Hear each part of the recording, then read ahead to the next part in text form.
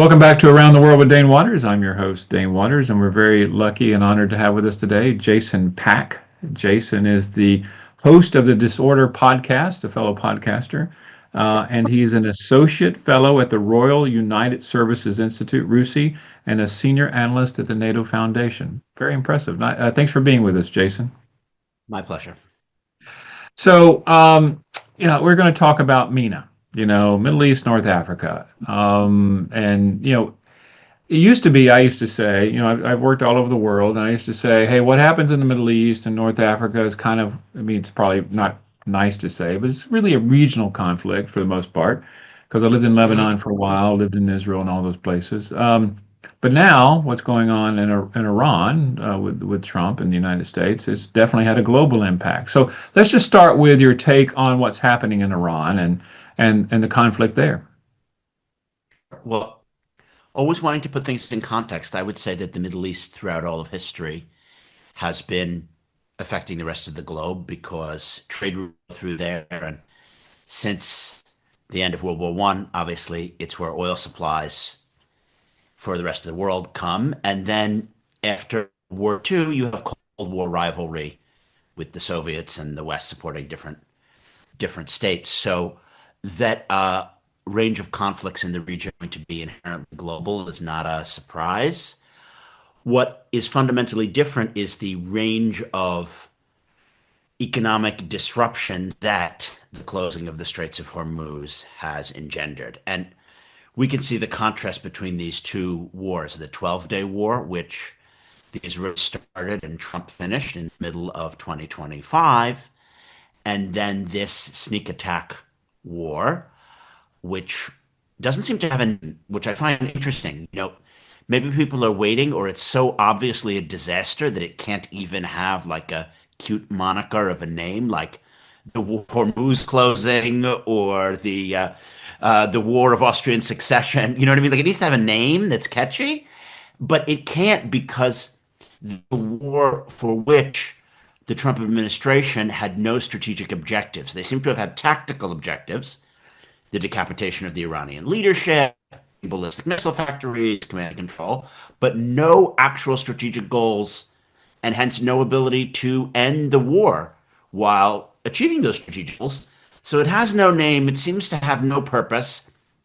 I mean, now the purpose seems to be to open the Straits of Hormuz, which were open before the war started. Yeah, Yeah, well, listen, I disaster. agree with you. I find it interesting when President Trump talks about and Secretary of War Hegseth talks about, hey, the Europeans need to take a more active role in opening the Strait of Hormuz because it's important to them. And I'm like, hey, before the war, they didn't have any issues. They didn't have any problems. It's not their war. But no, I agree with you. I'm a lifelong Republican, just to be very clear, and the audience knows this. But I'm not a Trump supporter by any stretch of the imagination. And this administration, from a foreign policy standpoint, has definitely engaged in ways that definitely make me shudder. But you're right about this conflict, this war, because I remember the days when Trump would say, "I want nothing but unconditional surrender." Okay, we've gone from unconditional surrender to now what's happening. But what do you consider and from an American viewpoint, what would you consider victory to be, for an American? Great. Well, I'd like to frame this in a traditional Republican lens, if I'm speaking to you. Jonathan, the former national security advisor, longtime neocon and hawk, has been quite active in the media since the start of the war because he's able to critique from I want a regime change and I am a neocon perspective this war. And if we start there, I happen to be a neocon and I'm not a Republican, but I have a lot of respect for people like Romney, McCain, some Republicans that I work with when I worked in DC. And I can put their hat on fairly easily. And in their hat, a success would have been getting our allies and the American people on for a congressionally legal, internationally legal effort to support the Iranian people, oust the Ayatollahs, and combine various military and strategic objectives with humanitarian objectives with getting our allies on board for a regional order which is American interests, to order the disorder, to use one of my lines. However, Trump is not a traditional Republican. He's not an orderer. He doesn't believe in alliances.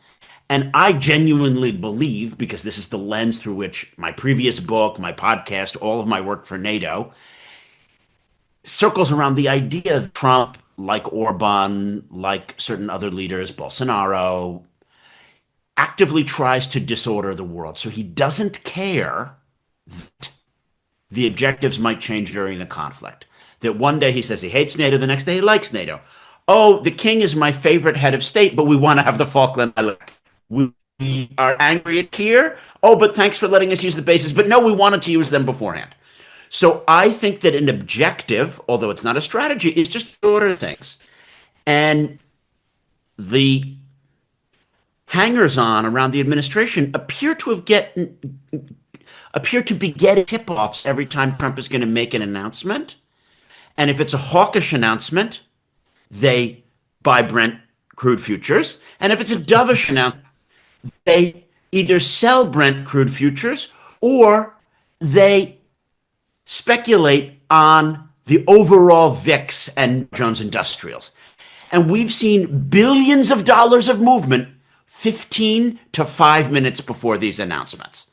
So I could tell you from a European perspective why I oppose the war, but just from a traditional McCainite Republican perspective, come on, this is so unacceptable. Yeah, well, I agree with you. And John McCain's was a very very important to me. I worked on both of his presidential campaigns. He's sorely missed by every stretch of the imagination.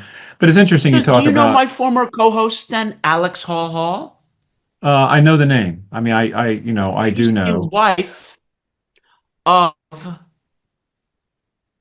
Dan Twining, Oh, Dan who was Twining. McCain's chief of staff. So I know Dan through Alex. Yeah, I know Dan. I know Dan. And no, listen, John McCain was to me, I was living in Ukraine before I moved to Lebanon. Used to talk to John a lot about what's happening in Ukraine, and no, and it's a sad world. We need people like John McCain and like Mitt Romney and people of that nature that we just don't have anymore. But it's interesting you talk about the financial, John McCain, not John McCain, excuse me, God rest his soul. No, President Trump. Sorry, John, I didn't mean to put you in the same category, the same sentence, but These are two men who couldn't be more different. But yes, continue. no, I agree. I feel bad about that. But you have President Trump, who honestly, he speaks to the United Nations, doesn't talk about the importance of protecting freedom and democracy. And I clearly believe that his administration is pay to play and people are making money. And you see these bets on the poly market about what's going to happen. And, there's a lot happening in his administration that I think in a normal world would never pass the scrutiny of what's right, and, but let's talk again about, it's interesting. So what do you think is the purpose of, if you believe that the purpose is just to have disorder, just to basically, what is the end game in your opinion? Okay, so I want to differentiate two aspects of that question. Like a broken clock, the Trump administration is right at least twice a day. And in things, they have good purpose. And I want to call a spade a spade. They got the hostages from Israel. Gaza is not an active war zone now. They did things that I think both Biden and Kamala were not able to achieve, right? And he has good instincts on certain foreign policy things. For example, he has pushed NATO allies to spend more money on their own defense and spur their own defense industries. This happens to hurt U.S. economic interests, but it is good for the world. So there are some things that he has purposes on that are good. But there is a disordering impulse, and this is what makes him different than any Republican or Democrat and most leaders of the free world previously. There is no consistent ideological compass and no fixed end state. I think that some people call this transactionalism, Dane, Yeah. which could be negative overall, but positive in certain interactions. In other words, you invest $1 trillion dollars Japan in the US, we'll give you a defense guarantee. I don't love it as a principle because the Japanese are our ally, but you could see that that transactionalism is kind of positive. I just don't think that this is a transactional thing going on now. I think that he loves a world which is scary, where there are more immigrants coming in across the Mexican border, where there are failed states from Guatemala to Iran to Syria. And then it's a scary world out there, and you need a strong man who relies on the military and stands for strength and Christian values and rah rah, because those pansies are not going to be able to defend you. So I believe, and he shares this with Nigel Farage, with Marine Le Pen, who, although is a woman, she has some of these strongman-y vibes. They would like a more disordered world because it's a world in which the message that they're selling is more attractive and is going to have more voters. So that's my overall thesis. And of course, it's so broad that it can be criticized in various specific aspects, but I do think it's a useful heuristic through which to evaluate various decisions.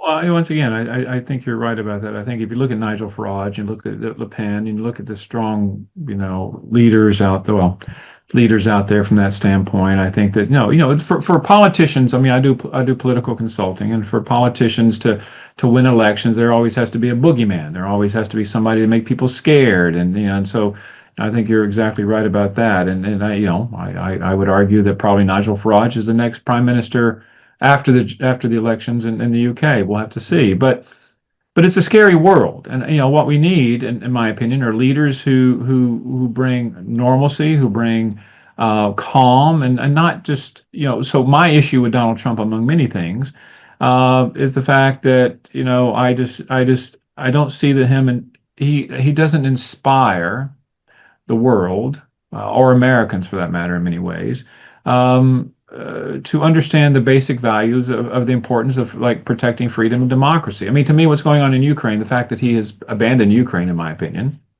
is one of the greatest travesties. Because if you allow Russia, if you allow any country to take land from another country, it changes the whole paradigm of the way the world operates. So, but back to the Middle East for a second. And it makes America's word and guarantee worthless.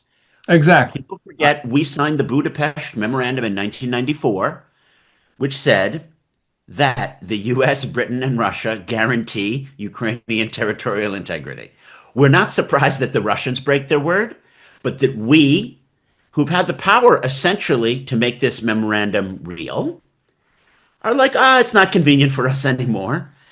The idea that this only calls into question Eastern European security is absurd. Of course, it calls into question the whole post-World War II order, which you and I are both Americans of a certain generation and a half. It's been pretty good for us. Our ability to travel, to learn other languages, to be respected globally. And I'm not looking forward to a world that more resembles the interwar period of pre-World War I world that I feel like we're moving towards.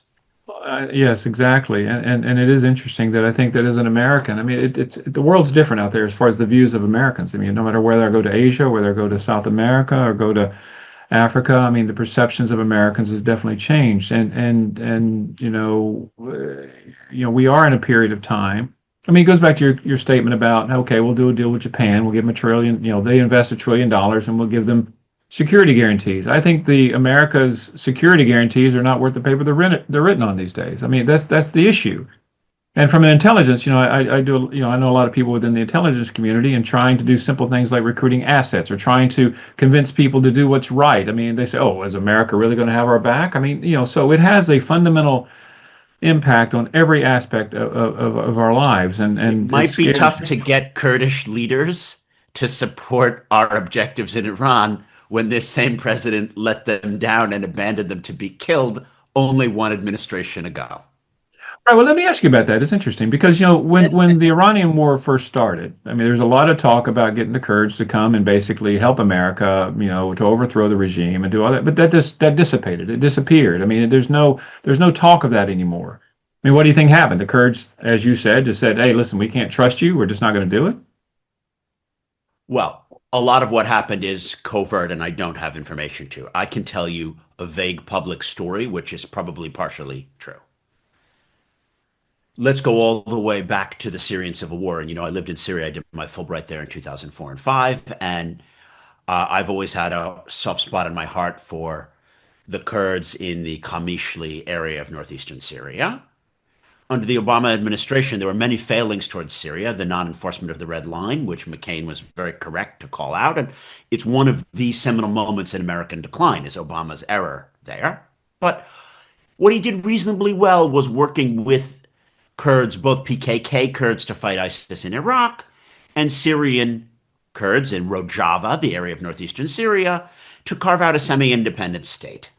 They fought ISIS, they were trained by American special forces, they allowed our operatives to work there, and we gave them guarantees, not treaties, because you can't have a treaty with someone, they're not a state.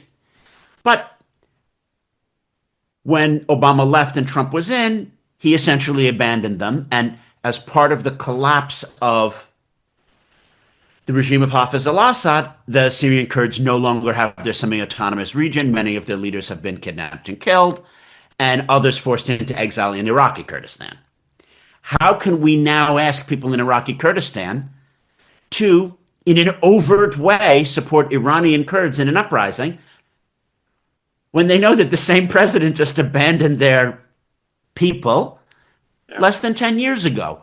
I'm not sure that an uprising of Kurds was something that we should do, but we certainly can't call on them to do it. So Talabani's son, who is a British educated individual, said in perfect British educated and accented English, we're not going to have an uprising now just because the US may ask us to.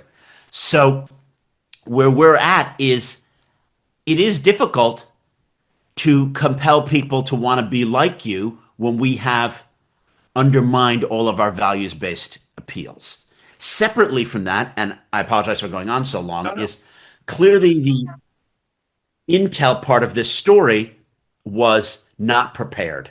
The Israelis before the 12-day war were extremely prepared, Dane. They had so many covert assets, taking out ballistic missile bases, attacking drone factories on the ground, assassinating various IRGC commanders. You would have thought that this is a bigger American-led operation. We would have much more covert presence to work with Kurdish and Baluchi separatists, Iranian dissidents to flip IRGC commanders. None of that has materialized. It seems that either this operation was not that prepared at all, or American covert capacities in Iran are far weaker than the Israeli ones. And I'm not sure which to believe, but either way is not a great scenario for bringing this war to a conclusion. Yeah. Well, the words I've heard is that, in the Situation Room when Netanyahu was there, he convinced President Trump that, hey, there will be regime change, the regime will fall, this will happen, this will happen, and Trump bought it hook, line, and sinker and said, okay, let's just do it. And it's a no, it's a very scary situation. And as far as no, I have to agree. Let me back up and say this. Call a spade a spade. I agree with you. I do think that it's great that what Trump has done as far as getting NATO and the European Union to really step up and take more responsibility for their security. I think that's great. I wish they would actually use some of that to help Ukraine, but that's a different story. I do think it's good what he's done on some of the other issues, around the world. But the reality is there's no rationale to it. I mean, you would think that most presidents of the United States would have guiding principles, and as you said, and I agree, that Trump has no guiding principles. It's transactional. I mean, that's just the reality. It's not like, hey, we got to protect freedom. It's not even about democracy. It's about freedom. The right people's right to self-determination. That's a foreign concept to him in so many ways. But let me talk about Syria for a second, since you were there. I mean, do you think that, Sure. having lived in Lebanon, and one of the issues with Lebanon was the massive number of Syrian refugees in the country, and long Palestinian refugees in the country. Are you optimistic about the future of Syria? Well, I have to jump back and say that the Syria that I lived in was one where there were things to be optimistic about, because Hafez al-Assad had just died in 2000. I lived there in 2004, we had had this Damascus Spring of reforms, and there was, satellite TV, and although not free speech, it was getting to be freer than it was under Assad the father. So I was reasonably optimistic, and the ruling groupings, meaning Alawites, Ismailis, Christians, and Druze, were fairly secular in trying to keep Sunni jihadis in check. Obviously, everything fell apart. Bashar turned away from the West and towards Iran. We failed to kind of bring him out of the alliance with the Iranians, and he turned into a Russian and Iranian puppet. And then his regime collapsed, and the people who are in charge are now Sunni jihadists, right? So, due to Israeli and American actions, a secular regime has fallen apart, and a regime that is run by a former Al Qaeda terrorist has come into being. It's true that El Jolani is someone who has changed and is not necessarily promoting jihadism, as it were, but he's not going to be promoting the liberal democracy. And we do need to look at how Idlib province was run. I'm not a considerable expert on what's going on there now. It is so complicated to follow that it's beyond my remit. I don't have clients for that, and I don't look into it that much. I do think that some steps have been taken in the right direction, but neither America nor Israel nor our Gulfi allies can really concern themselves with the Syrian reconstruction, which we could have put tens or hundreds of billions into, because the world is such a mess. We have this Ukraine conflict, we have this voluntary war in Iran that we didn't need, and we're not on the same page. So the Qataris and Emiratis pull in opposite directions in Syria, and that's extremely not helpful. Now, I need to also jump backwards, because the New York Times article that you referenced about the Oval Office meeting between Netanyahu and Trump, I think is based not on an anti-Semitic canard, but on a line that Rubio and Vance would like to have you believe. They would like to have you believe that there are different wings within MAGA, and that there is a America First wing, which is not about interventions and is not that into the Israeli alliance because their base isn't. And then there's the Trump wing, and he's quote unquote bought and paid for by the Zionists. That's not true. Netanyahu has absolutely no cards to convince Trump to go to war. Trump has been against the JCPOA and talking about regime change in Iran. He was thinking about becoming president. So I want to push back there that it is a shame that our media is easily manipulated by these kind of stories, because the idea that, oh, magically the Israeli leader can convince Donald Trump, someone who doesn't do something that he doesn't want to do no matter what the reasons, to go to this war, but somehow the European Union and the Brits, who have much more power, can't convince him to do anything. I don't accept that. Well, no, listen, I'm to be very clear. I'm not saying that this has anything to do with an Israeli Jewish cabal to try to convince Trump to do something. I think it's just a situation of Trump having a serious part of FOMO, fear of missing out. I think that he's convinced that it's a war that he could, hey, it's going to happen because the Israelis are going to do it no matter what. I want to be part of this. That wasn't true. Yeah. So it's so clear that in the 12-day war, the Israelis got our approval. Jared and Witkoff and Trump were stringing the Iranians along so that they would believe that the war wasn't coming. So the only thing is just that it plays into this trope of the tail wagging the dog. And I want to point out that whatever people might say about our Armenian allies or our Balkan or Baltic allies, no one writes an article saying that they convince the president of the United States to do something against his. Well, as I said, I mean, once again, I don't think Donald Trump is beholden to Netanyahu or he's bought by the Jewish lobby or any of that. I agree with you 100%. I just think that, but if you look at in my opinion, if you look at the way the war has been conducted, I don't think that we, America, were fully prepared to conduct that war. From an intelligence standpoint. Not because Trump doesn't prepare. He declines the morning briefing. He declines his CIA updates. And I believe, by the way, Netanyahu would have warned him of much greater risks and to prepare for a long war and to buy a lot of crude and put it in storage before the war. So the idea that this is the Israeli plan, absolutely not. Look at the Israeli execution of the 12-day war. It was nothing like this.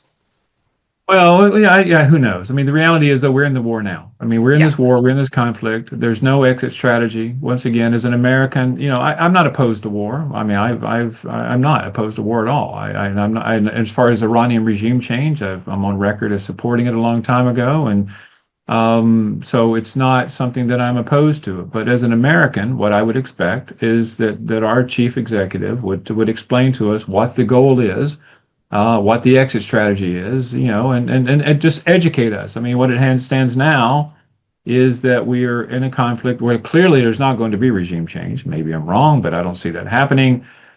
What we're going to be happy with opening the Strait of Hormuz, that as you even said was opened before the conflict.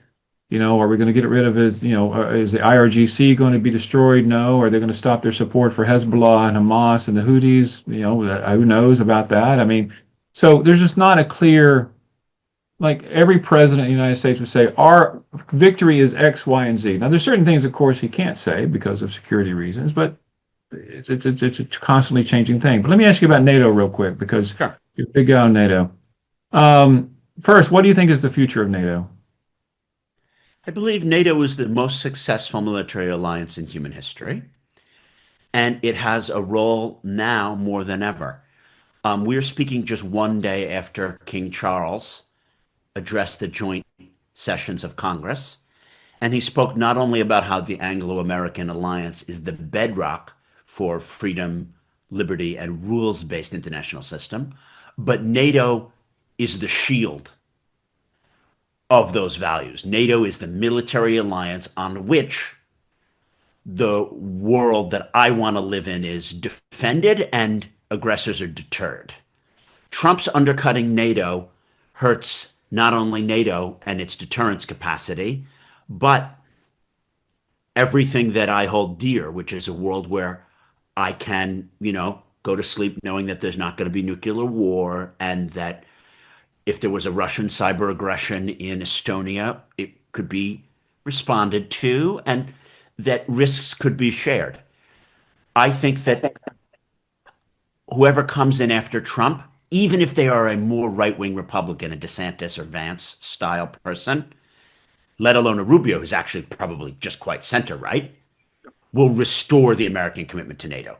All these articles, and I hate it. If I had more time, I would write an article once a month saying that the naysayers just say NATO is now dead. I would just get on my high horse, and I could get an article probably once a month in the Atlantic, another month in the Boston Globe, another month in the Telegraph. NATO is not dead. I just don't have enough time because the point is so obvious. There were times in the 1950s and 60s when de Gaulle was saying things and people wrote articles, NATO is dead. NATO is dead. And without the French, blah, blah, blah, without the nuclear deterrent to France being under NATO control, NATO will fail. Well, we're sitting here in 2026 and it's still the most successful military alliance in human history. It's survived, to my mind, worse crises than this. And I hold out hope that at the end of this war, after the EU allows Ukraine to join and Putin dies, Ukraine will join the alliance. And all the capacities that have been learned will be shared to really bolster a transatlantic relationship. And people might say I'm optimistic and backward looking, but I'm both. Well, listen, I just wrote an op-ed that was published about how Ukraine is going to be a major asset to NATO when they do join NATO. I mean, because they have the experience, they have the knowledge. I mean, they actually, if I were NATO, I would want them more than ever. And I agree with you. I think NATO is. I do sleep better as well because of NATO. And even with them, in my opinion, even if America tries to withdraw or tries to lessen its support, NATO is going to succeed. It's going to be around.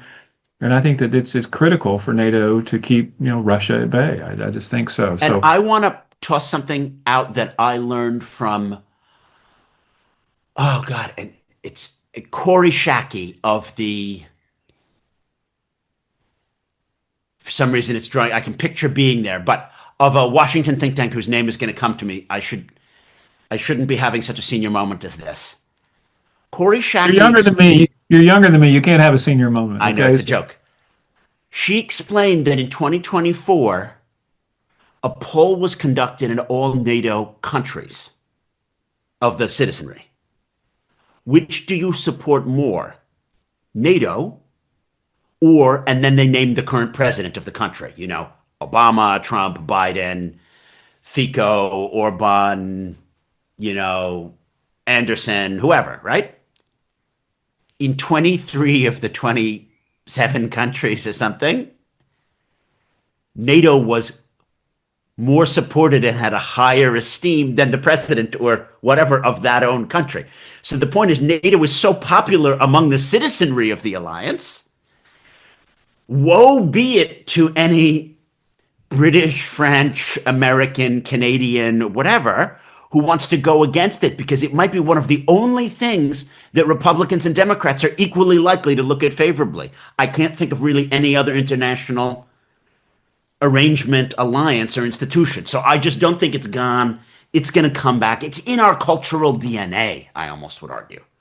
Yeah, no, you're right. I think politically in the Ukraine, for example, is that you can't run for office unless you support NATO. I mean, NATO is, all the polling among electorate in Ukraine is that we want NATO, we want NATO, we want NATO. It's a major thing. Last question for you. Do you believe that NATO is stronger now that Orban is gone? 100%. And this is something that I would love to speak to you about more another time.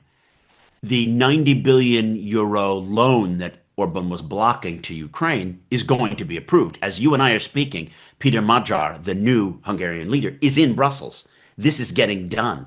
Yes, as part of it's getting done, the pipeline, the Druzhba pipeline, is being reopened to allow Russian oil to flow to Hungary and Slovakia. And that's not great that EU members are paying for Russian oil, but that's to the tune of 4 billion euros a year. And the Ukrainians are going to get 90 billion. If this had happened without the Iran war and without Trump, I would have said Ukraine now has the firepower and the resolve to win the conflict. You know what I mean? That this would be on its own enough to supercharge them to win. The problem is that the Iran war has given billions per week of extra funding to Putin, and Trump has dilly-dallied on intelligence sharing and other things to undercut the Ukrainians. So I can't say how all the forces will balance out, but the loss of Orban's spoiling is incredibly beneficial for Ukraine. Yeah, I agree. Listen, Jason, it's a pleasure. And for the world, Jason Pack, you are the host of the Disorder Podcast. Tell us about that real quick. What is the Disorder Podcast? I appreciate that opportunity, Dane. So it is a podcast launched by the Goalhanger Network here in the UK, which is Gary Lineker's network. And the idea is to bring together the center right and center left that are now the disillusioned center. And when you and I got in contact, I thought that you were somehow similar to me in that we are in this disillusioned center. And what I do on Disorder with my co-hosts, Mark Lobel and Jane Kinnenmont, as well as our friend Alex Hall, is we have guests on and we talk about solutions, about how global coordination and cooperation and things can work on issues like climate change, AI regulation, Ukraine, Gaza. Of course, we're talking about this Iran war. I have an episode that's dropping next week that I think your listeners might love about Epstein and the way in which, if we look at Prince Andrew's Epstein networks, we can see how tax havens, tax avoidance, and tax shelters are really top tier national security and collective action problems. You know, that essentially, if we didn't have the tax morass that we would have, you could never have what Prince Andrew and Epstein got up to. So these are the kind of issues I tackle. And we look at it through this idea that we would like to help order the disorder. Interesting. Well, I encourage my audience to watch it, and I look forward to listen to it. I look forward to listening to it more. And Jason, thank you for being on the show, and I hope to have you back on again in the future. I really do. So, thanks for being with me, Dane Waters, Around the World with Dane Waters. We will take a quick break, and we will be back in a second for our next guest. Thank you.